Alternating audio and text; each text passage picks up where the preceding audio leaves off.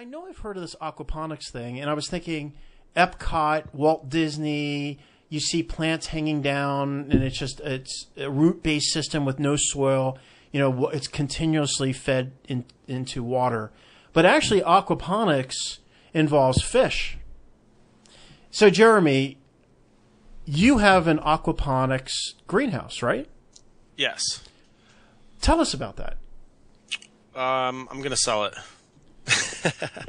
Well, actually, I mean, so I have about probably close to 30 fish right now, and they're in about 300 gallons of water that gets pumped to grow beds that then have various things growing into them. I think right now we have like lettuce and turnips, or lettuce and some basil and some other things. But then in there is also earthworms that break down the fish poop, and then it creates nutrients for the plants to uptake.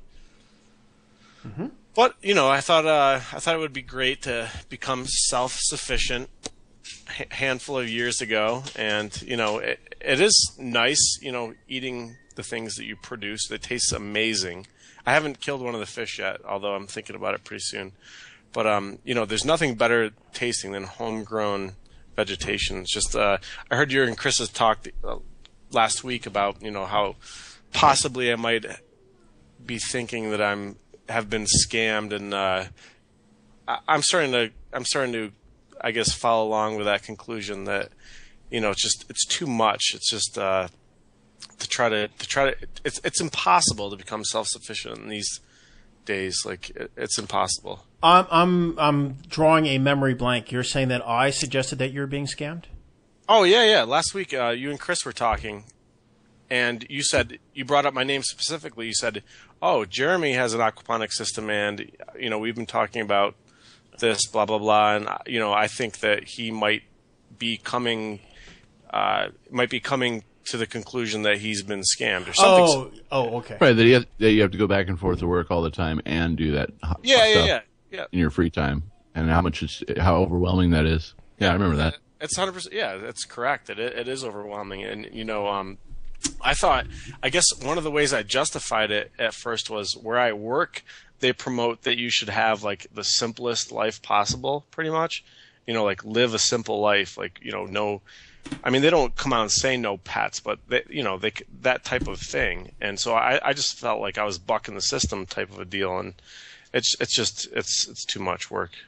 So what's the hardest part? What's the most amount of work with aquaponics? Well, it's not just the aquaponics. I'm just talking about the whole farm thing in general. But the aquaponics, I mean, for me at least, being in upstate New York, it's trying to keep up with the temperatures, and just basically mimicking nature is the hard thing. Mm-hmm.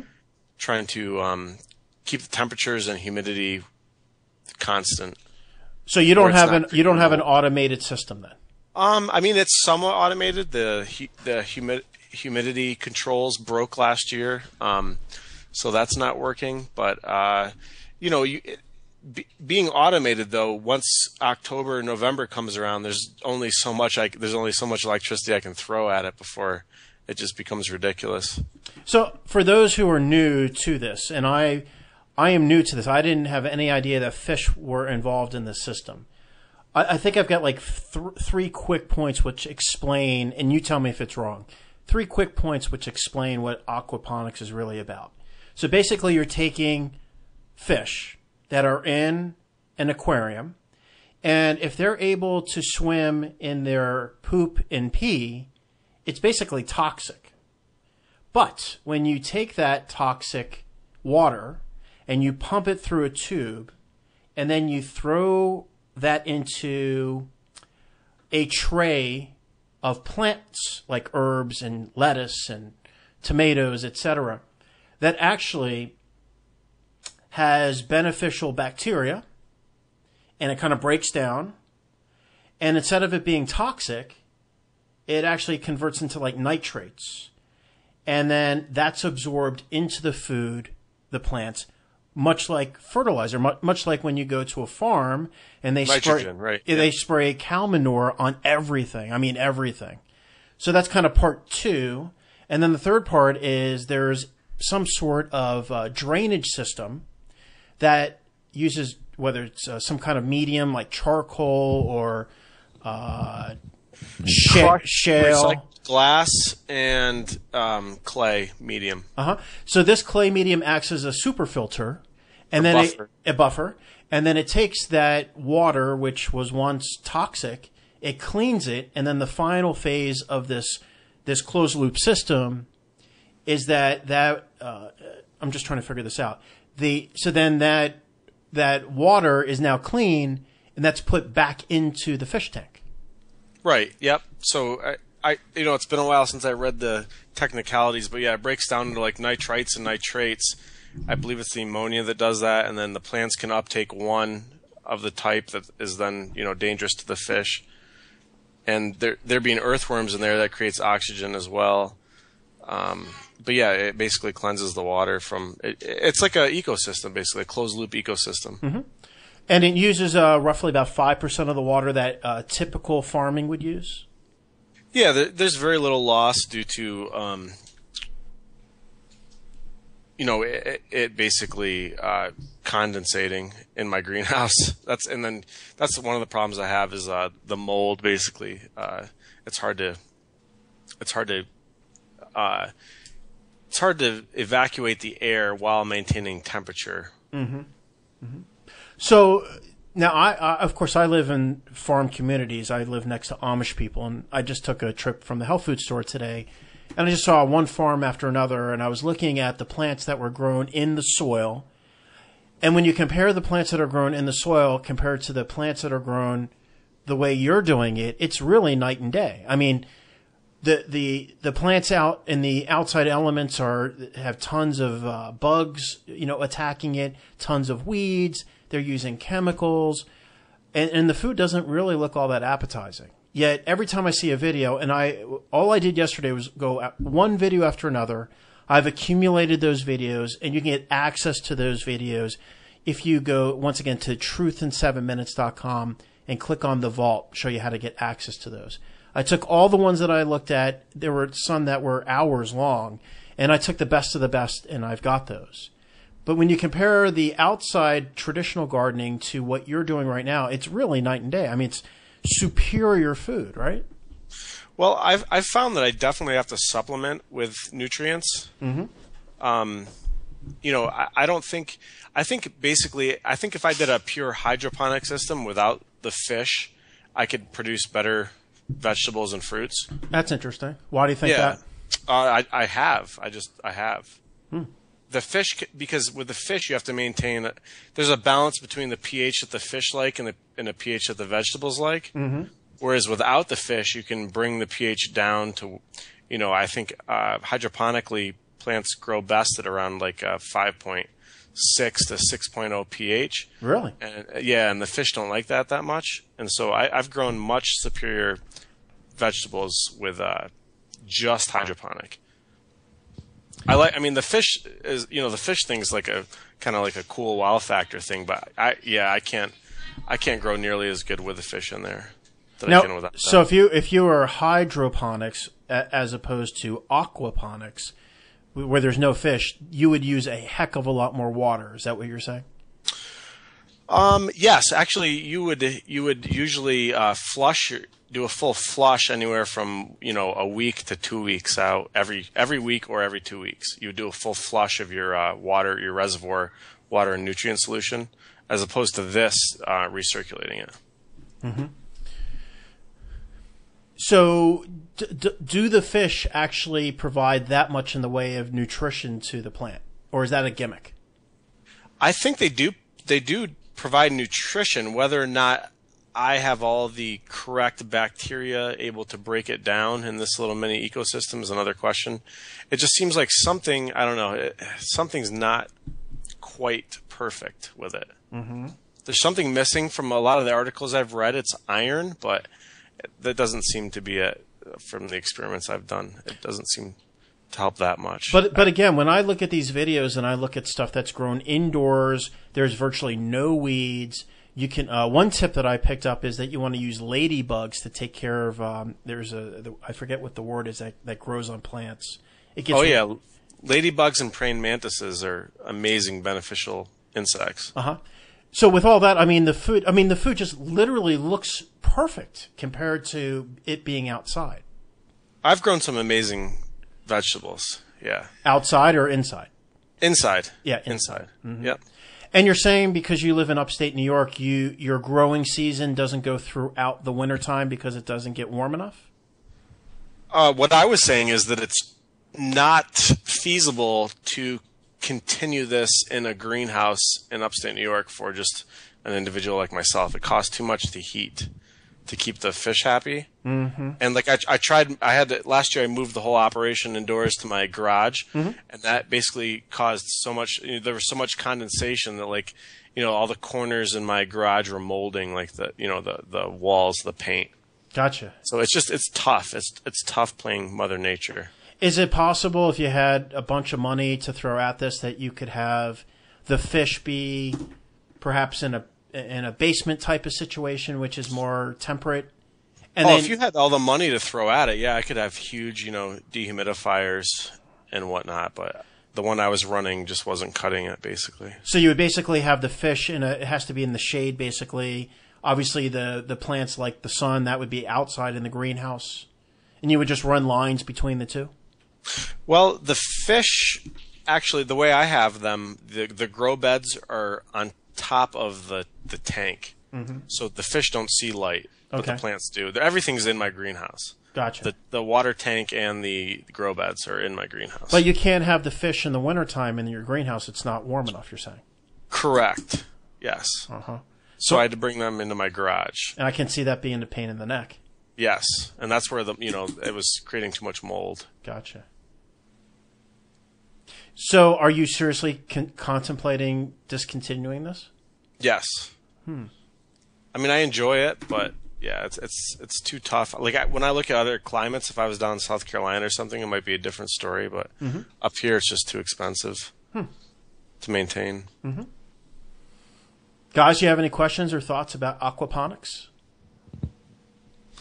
I've always been interested in this. I heard about it a couple years back, and I've never looked into it. I knew basically the concept behind it, but I didn't know it was this intricate and so much work. Yeah, I've been the same. The things that I have looked at don't look anywhere near as complicated, and they all say that everything's going to be, in balance and sort itself out. Where I live, we never get snow, so it would probably work better for us. I have seen a very inexpensive way to get heat for something like that is to use a kind of a covered up burner. Like you dig a big hole and you cover it over the top and you burn wood in it. And it's called a jet stove, I think. That's it. That's it. The guy that runs Half Past Human was flogging them at one stage. Very time consuming though, feeding it. Yeah, very cheap though, he said. Oh yes, yep, very cheap but just time consuming. Does this be a rocket stove? Rocket stove, yes, rocket stove, rocket fuel stove. Yep. Yeah, there's actually I think they used to use similar designs in Korea. When building homes, they would run that, I guess it's called a flue maybe, all the way underneath the house, or build the house above these flues. So when, they'd feed the fire and then the hot air would be sucked all the way underneath their house and then out a vent basically, or out a chimney on the other side. It's like radiant heat kind of. Yeah, because I think I assume the fumes would be toxic. Right, yep. Yeah, it's got to be exhausted outside. But it's like a cheap radiant heat. And so it's really a matter of making sure that the nutrients are going through. Yeah, it seems like when I first started it up, the plants were doing great, but then after a while it seems like there's some type of nutrient deficiencies, and that's the hard part, is just figuring out what you need to do to balance everything out. So, not wanting to divert the topic too much, but for another time, human manure, of course, gets carefully collected and sent out to sea. which obviously is a waste of a massive resource, especially as we go to a lot of effort to collect it all together. But presumably that could happen in an aquaponics system, could it? Yeah, actually, that's interesting, Frank. I worked at a wastewater plant for a year and a half, and one of our assistant chief at the time actually he was trying to do kind of like a case study, but he did a half-assed job doing it, and they were growing vegetables in human waste. I don't think anyone ate them, but they grew pretty well. Yeah, I mean, it used to be commonplace. Of course, the Chinese did it for a long, long time. I don't know if they still do it, and it might have to be a project for you, Jim. Yeah, they do. They do. They still, in the poorer areas, they collect waste, night water, as it's called. Yeah. Wow, night water. Interesting. Because it's always, I mean, I actually, I know it sounds like I seem to have done everything, but I did actually run the operations of quite a large fertilizer company in Australia for a period of time. And I always was amazed as to why we went to this enormous effort to install porcelain collection points in every house, really carefully collected into one place, and then very carefully and brilliantly throw it out to sea. Mm-hmm. A very strange, yeah, a very strange situation. Yeah, because what is it that makes our waste so different? Well, in fact, our waste is probably really, really, really valuable. In fact. So it is all a bit odd.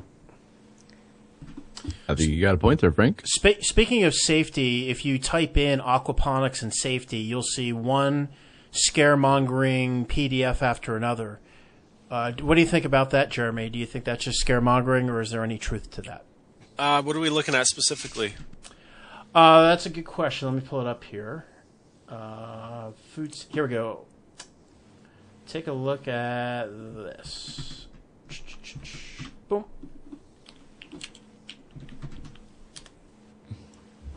Aquaponics and food safety from Lethbridge, Alberta. Is that in Canada? I'm assuming so. This is a PDF, yeah? PDF, yep. And they're quoting Albert Einstein, who was a fraud, a plagiarist, the person who worked in the patent office and stole all the patents for his members of his club. It's not opening for me for some reason. Can you give us a breakdown? It's very long. It's let's see. It's let's say 100 pages. Introduction. Aquaculture provides approximately 20 million of the 140 million metric tons of fish and shellfish consumed in the world annually. Blah blah blah. In North America, species of fish are reared by blah blah blah. It really doesn't say. Well, nearly all this is more aquaculture, I think. Nearly all the prawns that we have in Australia come from aquaculture. A lot of them from Vietnam, tiger prawns and so on. So that's farming fish, right? Farmed fish. Farming fish and shellfish, yeah. Yeah. And it is a massive pollutant. And why is that? Because of the waste. You know, they have to feed them and fertilize them and so on, and the fish just create a mess. Mm-hmm. And that water something has to happen to it. I was reading an article. Oh, sorry. Go ahead, Robert. I was just going to say I read an article about that, and they had a couple pictures. It's pretty gruesome. It's just like a giant puddle, and it's just feces, and there's the shrimp growing in there. Yeah, I have a book on aquaponics where they were actually raising tilapia, and they had these chicken cages that would extend out above the tilapia ponds, and basically the tilapia would just eat chicken shit. And that sounds extremely disgusting to me, but some countries, I think they're still doing it. So just quickly scanning this, Marcus, this fellow's saying that aquaponics then takes the aquaculture effluent and uses a tank system to produce manure effluent that is filtered by sand before being used in algal culture or aquaponic systems. Manure solids are used to make organic compost. To date, no disease problem has occurred in this system. Okay, so then it's a pro aquaponics then. It would appear so, yeah. Uh-huh. I can't open that for some reason. It looks like quite a good thing too, Jeremy, so well worth reading. We'll put in the companion notes. Maybe when you click on it from there, you'll be able to see it. All right. So the punchline is what? Punchline is, unless you live in the right geographical location and have the time, it's probably not worth your while. But if you do, then, like I said, I've been able to grow some pretty amazing vegetables. It's just very time consuming, and, if you can't survive through the winter, don't even try.